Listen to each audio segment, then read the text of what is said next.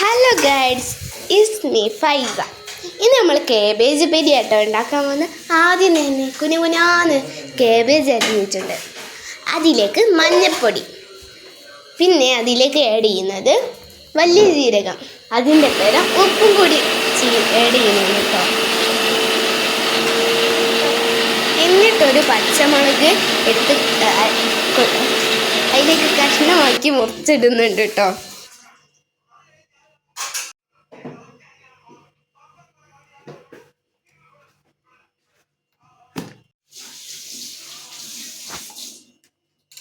എന്നിട്ട് അടുപ്പത്ത് ഒരു ചീനച്ചട്ടി വെച്ച് അത് ചൂടായിട്ട് അതിലേക്ക് എണ്ണ ഒഴിച്ച് കടുക് പൊട്ടിക്കാൻ കടുകും ഇട്ടിട്ടുണ്ട് കേട്ടോ.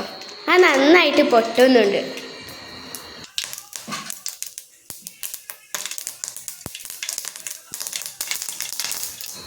എന്നിട്ട് നമ്മൾ അതിലോട്ട് നേരത്തെ അരിഞ്ഞ് വെച്ച് കേബേജും കൂടി അതിലേക്ക് ആഡ് ചെയ്യുന്നുണ്ട് കേട്ടോ.